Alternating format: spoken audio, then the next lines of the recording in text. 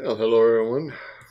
Um, we're going to go ahead and get back to doing some lecturing here. We've had a few things come up there that I needed to attend to curriculum wise at our school, and so now I'm kind of getting back to the point I can go ahead and start doing some more of these lectures and wrap them up.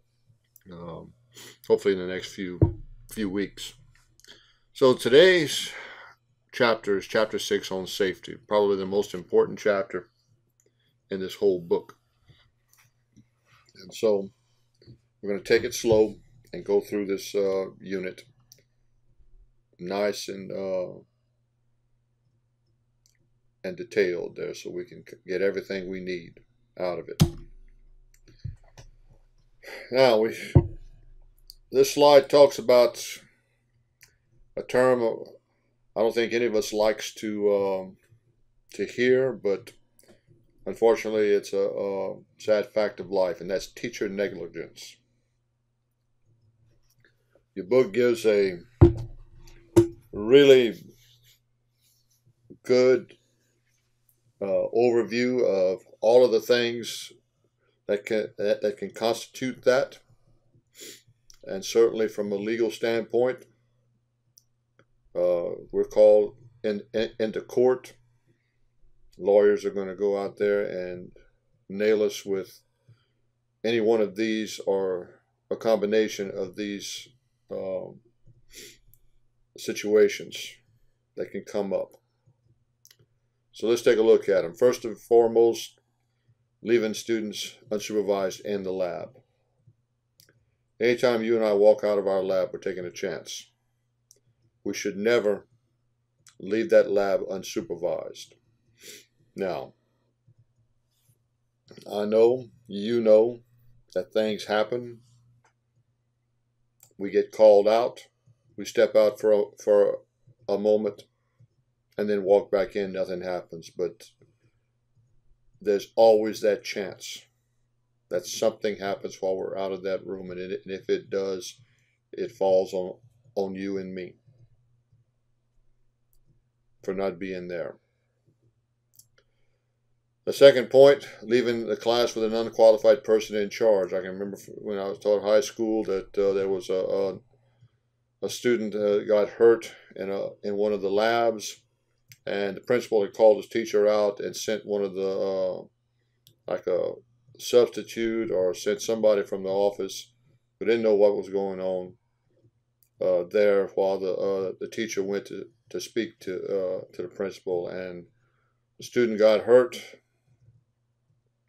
Didn't matter that there was somebody there. That person was unqualified, didn't know what to do, what the students were doing, and it cost a whole lot of money whenever all the lawsuits were over with. The third point, send students outside the classroom lab to perform hazardous activity without acceptable supervision. Some of our labs have areas on the outside where we can send students to do work. Well, you don't want them doing anything hazardous without any kind of supervision right there. You need to be there with them.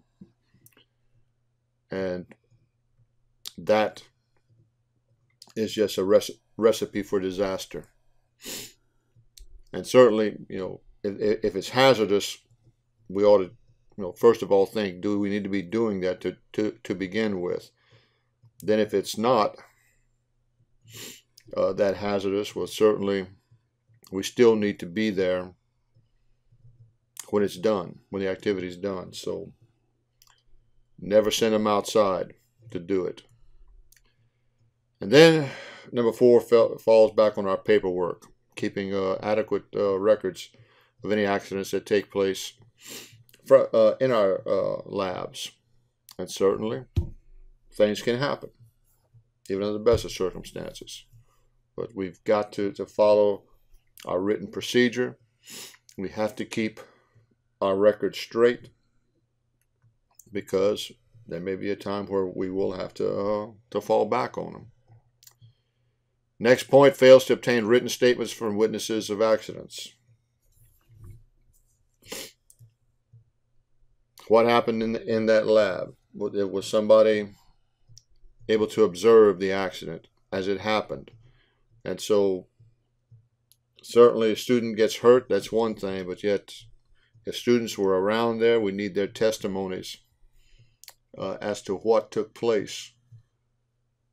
Because let's face it, the student could say that they were doing the right procedure and get hurt when in actuality they were breaking every safety rule in the shop and wound up getting hurt. So there may be times where we'll need to kind of find the truth, and certainly having witnesses and obtaining records, written records from them is an important thing. But if we don't do it, hey, it's their word against ours.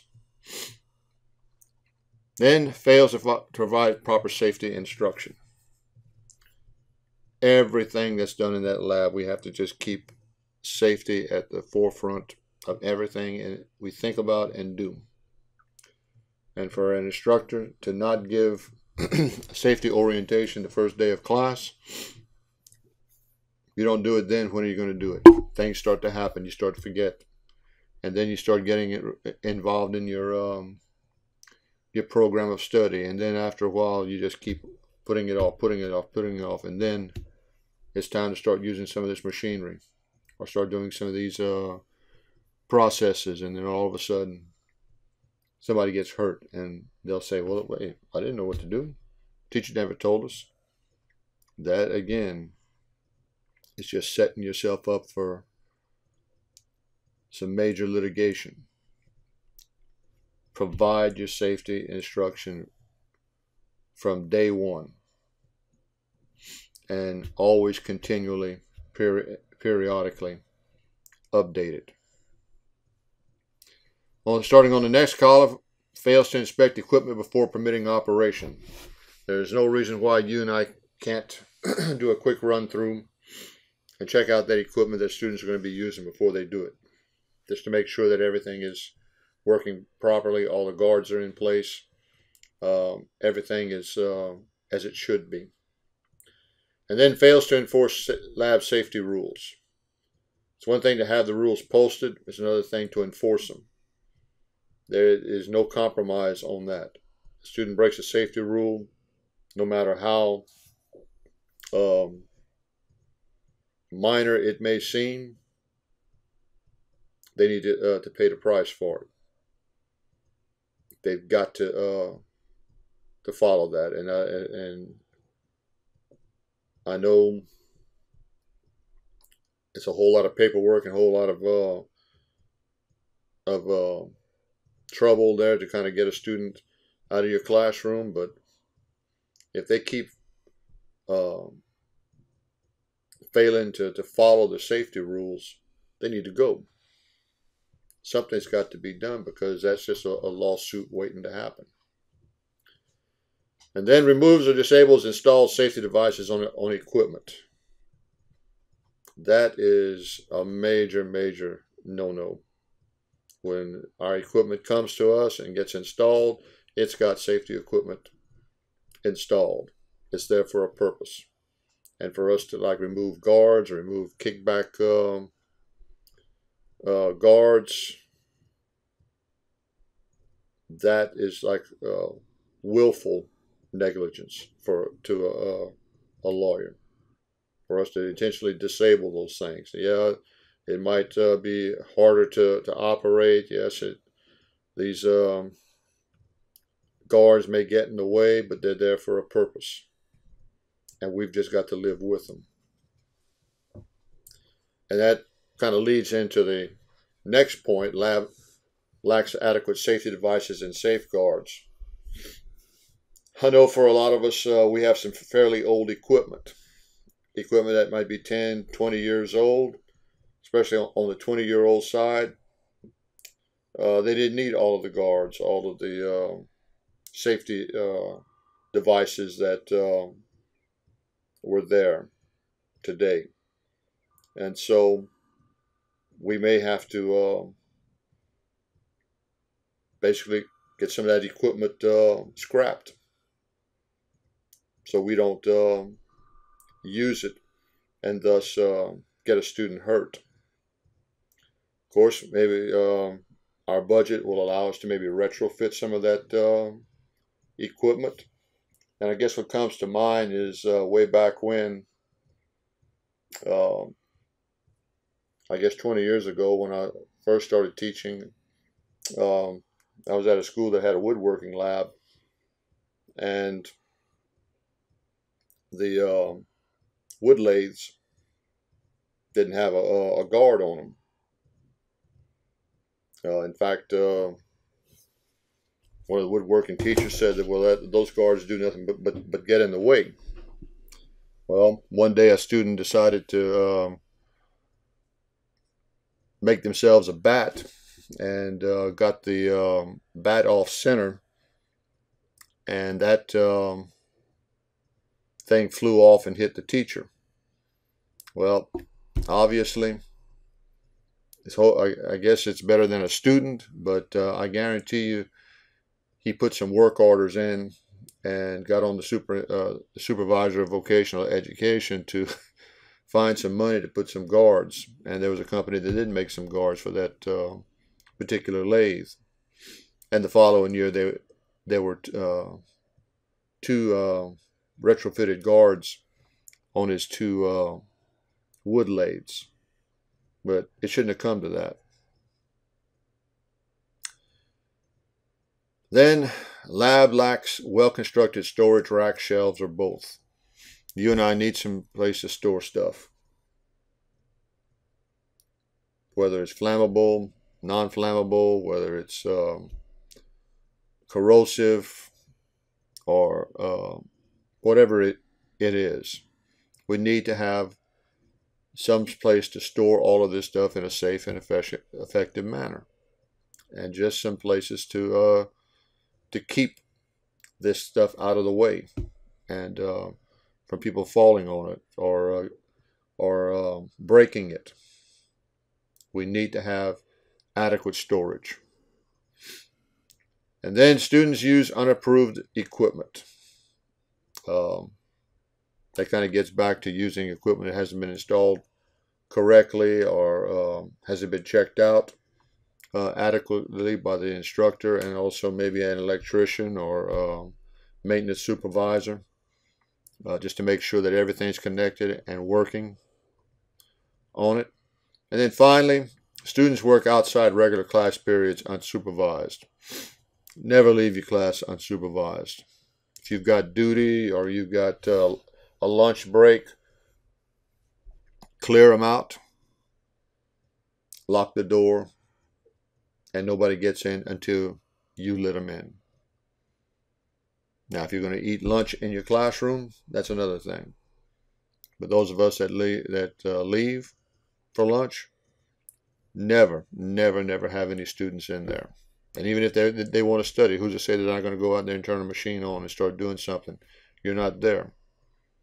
So protect yourself and protect them. So what are some safety hazards for vocational laboratories? What are some things that can give us a problem? Well, first of all, it's our apparel. Using or wearing inappropriate apparel around machinery. Let's say you have some kind of loose fitting garment around that you're working with around a lathe or something like that, something that can kind of get caught up. Or you have a t-shirt or something that's open that you're welding in, so that that hot metal can get down at your collars. Every occupational cluster has an appropriate type of dress that we need to use to make our students wear, and so let them know what it is and enforce it. I know in some of our public schools they all wear uniforms, but I believe that in the case of some of the schools, especially with ag, they'll have places that allow them to change into something that is more appropriate, like a thick cotton shirt or a khaki shirt, to be able to weld in. And then once the class is about over, they go back and change into their uniform. So watch what they wear. Then our buildings. What kind of shape are our buildings in? Are they run down? Are they nice, modern, and safe with all of the codes, building codes that are met? Unfortunately, that's not the case in a lot of situations. Our buildings are run down, they leak, they're not well ventilated, and so that's not exactly an ideal environment. And so we have to take it into account, that kind of situation, whenever we're dealing with safety. And obviously, equipment, tools, and instruments. We've got all kinds of stuff that's out there that can hurt people. We just need to know what they are, teach the right safety procedures to follow as they use that equipment, because chances are they're going to be using the same equipment when they go to work. Housekeeping, very, very important point. Keep the place clean. And that sort of instills a mindset of housekeeping. When something's taken out, you put it back in. You don't leave it hanging. You clean up after yourself. You don't wait till it's time to shut down and then everybody cleans up. Students need to be taught to worry about their space, to kind of keep their workspace nice and clean and organized. And like that mentality will kind of grow, and so you've got continuous housekeeping taking place. And certainly the students are going to go ahead and take that mentality with them when they go to work. Illumination. How much light do you have in your shop? Another thing that you have to deal with are your power supplies for your lights on the same circuits as your machinery? If they are, and you're using fluorescent light bulbs, you may have a situation where you may have a strobe situation take place. I know of a couple of industrial arts instructors who lost parts of their hands or their whole hands because of the strobe effect. It's kind of like a timing light on a car. When the mechanic times the engine, the lights flash at the same time that the cycle of electricity going through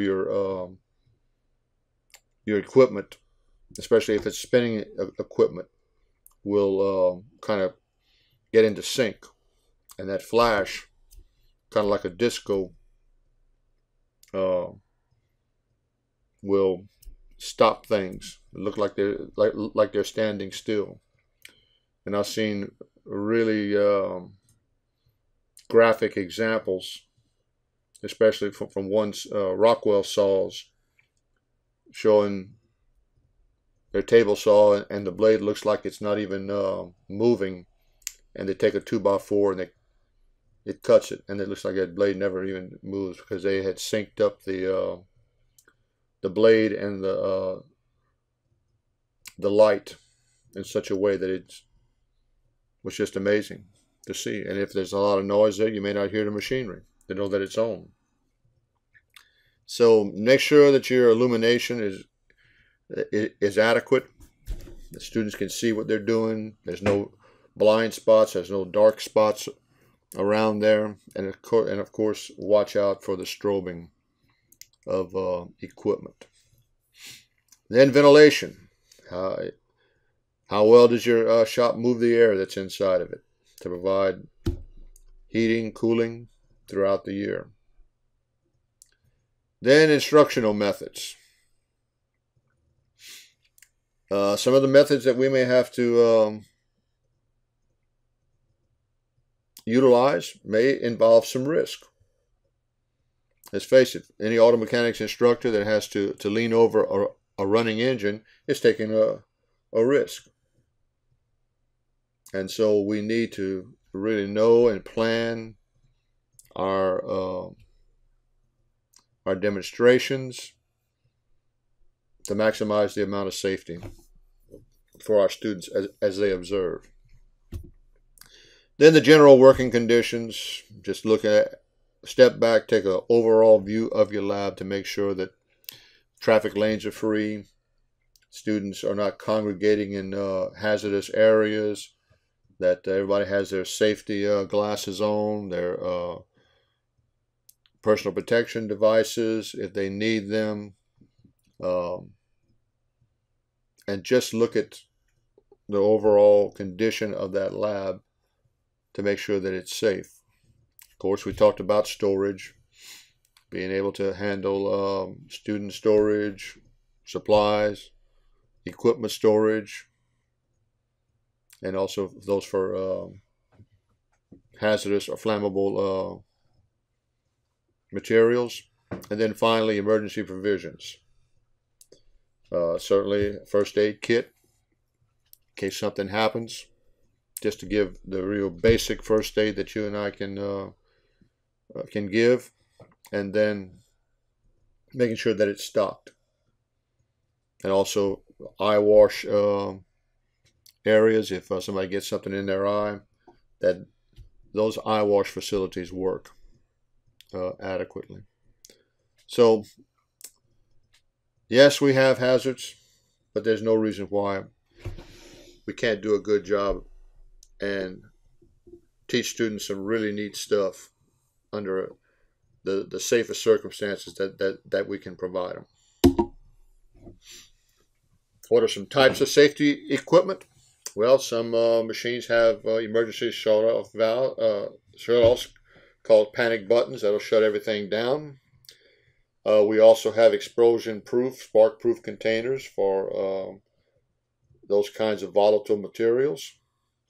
Plastic containers that certainly won't corrode, anything like that. But of course, if they do catch fire, that's a fire hazard.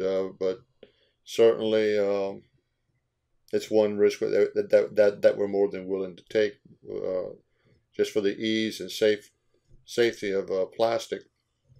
Key controlled gas valves, so if there's any kind of gas that needs to be moved and utilized in our labs, a key control valve, whoever's got the key, that's the only person who can open or close that valve. Then explosion-proof electrical fixtures and switches. If we have some kind of gas that we are producing, that maybe a spark can set it off, we want to go with explosion-proof fixtures and switches. Way back when I first started teaching drafting at Acadian, we were at an old campus, and our campus welding program had been there for like decades. And at one time, we had this, I can't remember exactly what it's called, a carbide generator that was used to kind of mix some chemicals, and they would produce acetylene, and that was what our welding department used to do their cutting with. Well,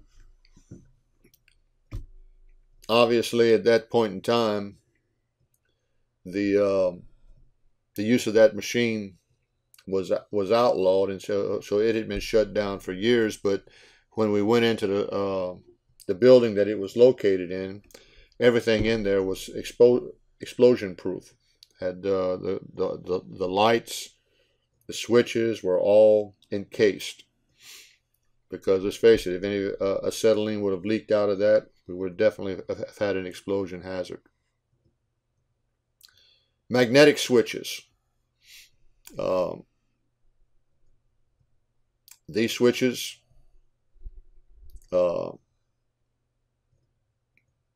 basically are operated magnetically, and so whenever they're tripped, they usually stay tripped, whether on or off, until we release them. Lead shielded walls. I guess if we have any kind of radiation hazards, especially like for non-destructive testing or something like that, we would use some type of container or storage area that would be lead shielded to keep away from the high level radiation like gamma rays and maybe some beta radiation. From what I've been studying and been told, like alpha radiation can pretty well be protected by just a sheet of paper, since it's the largest and heaviest type of radiation. But beta and gamma, you need lead, or at least a very thick layer of concrete to be able to minimize the risk. Exhaust fans to get rid of all of our gases that are generated, like in welding, to get all those gases out of there and replace it with fresh air. Retractable reels for hoses in our auto mechanics and diesel shops and other programs. We don't want to have all those hoses strung all over the place on the floor. That's a major tripping hazard. So reel them up, get them out the way. That's the way to go. Interlocking machine guards. Those that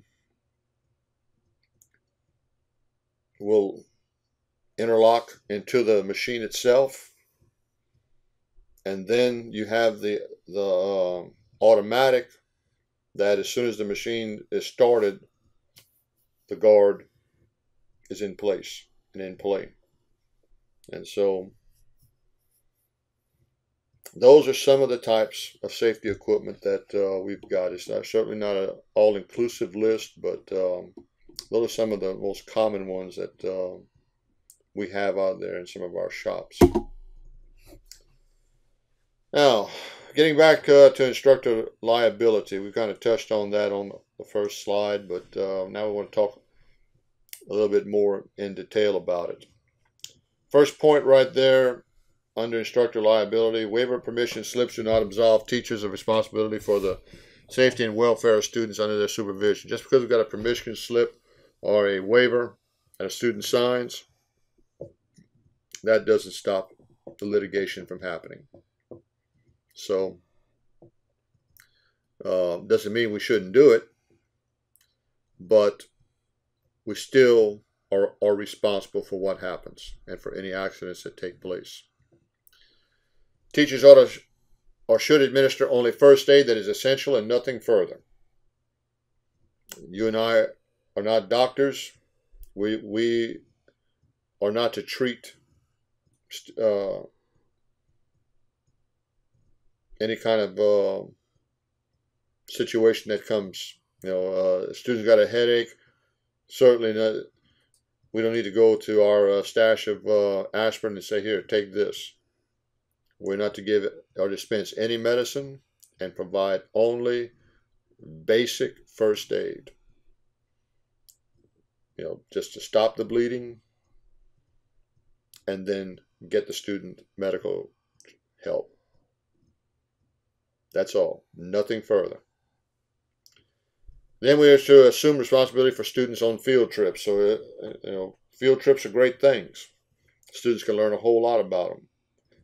But while they're outside of school, rules still apply. And you and I are still responsible for their well-being while on field trips. And certainly, if you've got 25 students and it's only you there, you need more people out there to help you out. Keep an eye on them, because they could get into some kind of mischief and have an accident. Use only school-provided transportation for field trips. If your system has some buses, then you use their buses. It's a little different at the technical college, at the college level. Many of our students drive to where they've got to go. since they certainly out of high school and so forth, and are considered adults at that time. Ours are a little bit different, and so many of our schools don't even have buses to be able to transport them. And then finally, they are liable for injuries in the instructional laboratory when students practice patient or patron care on one another. There may be times where, like health occupation students or maybe cosmetology students are going to be practicing procedures on one another to give them some practice. Something goes wrong, one of them gets cut or else hurt, or some other situation takes place, and they're hurt in the lab. Well, we're liable, even though students were doing what they were asked and supposed to be doing. Doesn't absolve us from that liability. Now, let's kind of move on to another major concern for all of us in a vocational education lab, and that's fire prevention. There's a whole lot, and sometimes in some of our shops that can have some kind of combustible material that could catch fire. And so first thing we want to do is to do everything that we can in our power to cut off the supply of oxygen to a fire. Cut the oxygen off, you can't have combustion. So that's the major thing we need to do. Cut off the oxygen supply. Then we also need to safely store combustible materials like wood, paper, and oils in a safe place.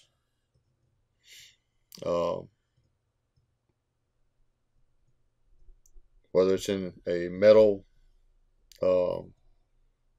locker, sealed place, we just need to have the right container and the right storage area for them. And then keep the temperature above the ignition point of combustible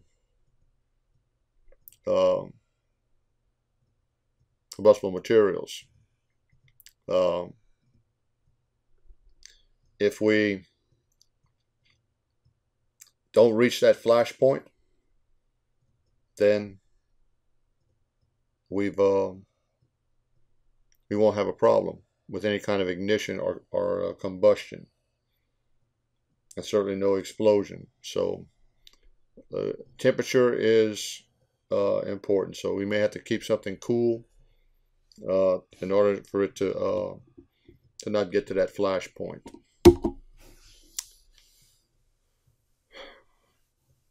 Got a little slide here talking about the classification of fire extinguishers. We've got Class A fire extinguishers that are for ordinary combustible materials like paper, wood, cardboard, and most plastics. Class Bs, these fires involve flammable or combustible liquids like gas, kerosene, grease, and oil. The numerical rating for that Class B will tell us how many square feet of fire it can extinguish. Class Cs involve electrical equipment, like appliance, wiring, circuit breakers, and things like that. Never use water to extinguish a Class C fire, because water and electricity don't mix. And so be aware of that. Class Ds are found in a chemical lab. They are fires that involve combustible metals like magnesium, titanium, and one of the worst ones, sodium. And so just got to be careful about dealing with them. And then since your textbook was published, we've got a Class K fire that's extinguishers that can put out fires that involve cooking oils, trans fats, or fats, pretty much in our culinary arts areas. But let's face it, those types of oils catch fire. They are very, very hot. and they can burn for a long time and do a whole lot of damage. So that's your class Ks. Now, that kind of leads into electricity. Um, Talking about electrical safety. We always want to make sure that our power load check of available service in relation to consumed load, which is pretty much is the current that's coming into our buildings, into our labs, adequate? Are we drawing too much current for the capability of that wiring? If it is, we got the potential for a short. When you have a short, then you got a problem. You can also look at leakage current, check of all portable and stationary electronic equipment.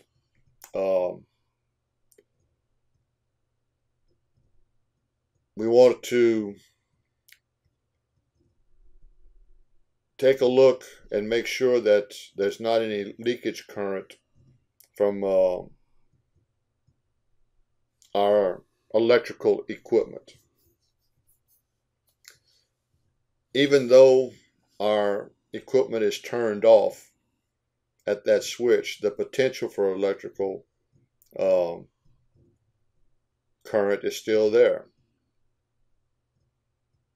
And there are some parts of our electrical equipment that doesn't get turned off, that can still bleed and leak a little bit. Then you got utility service outlets checks for proper grounding, polarity, and tension. Make sure that your utility service is not, the wires in there aren't stretched tight, or too tight there, that there's some slack in them so that they don't get pulled out of the wall. Certainly during hurricanes or high winds, tornadoes, something can get blown out there and hit the service wires and yank those things out of that main breaker or that box, and really cause some damage. We had an issue a few years ago at our school with our service. I was in the walkway between our two main buildings and talking with a maintenance guy and another teacher, and then all of a sudden sounded like somebody blew up a bomb there at the school, and some of the students hit the ground. We were all saying, what in the world happened?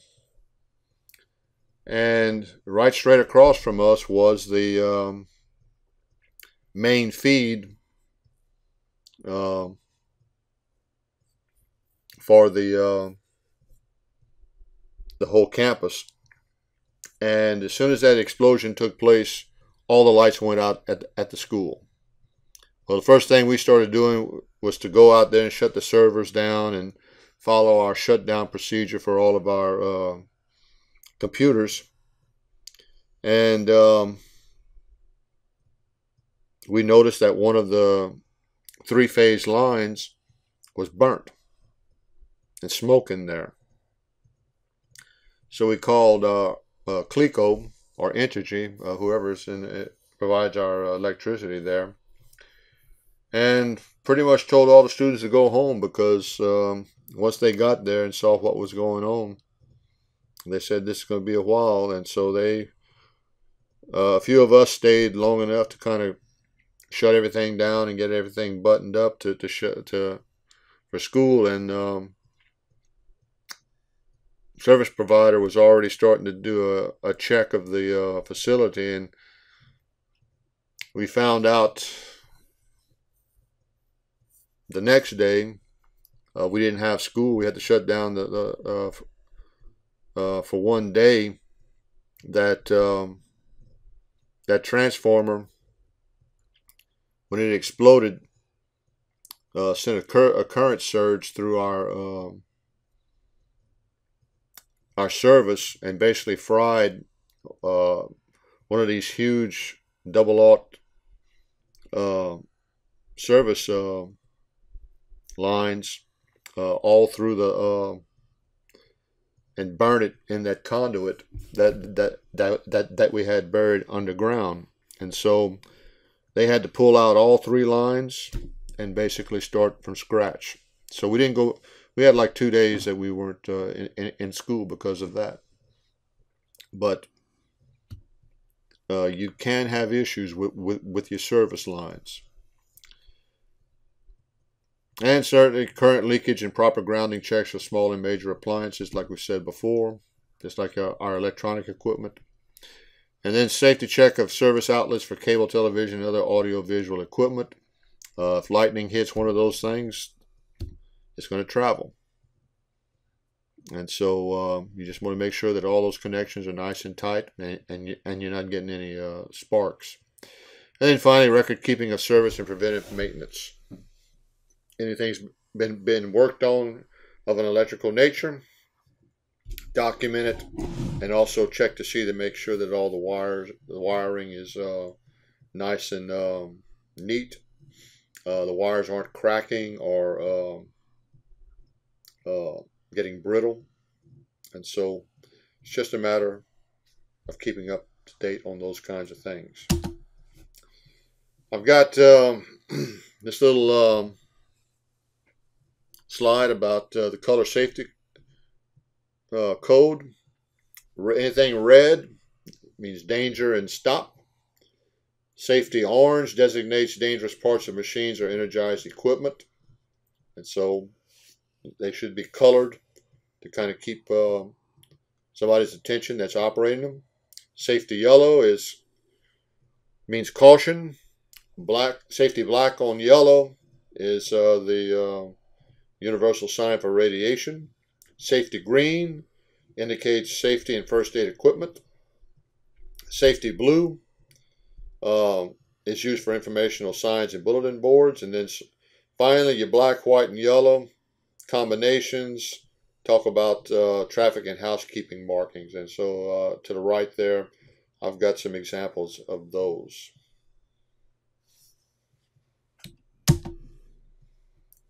Safety attitudes. Safety is an attitude. It's a mindset. The book talks about 3 phases that somebody can go through, or 3 types of people that are out there and their level of safety. You've got the cautious person who is scared of everything. They don't take a whole lot of risks.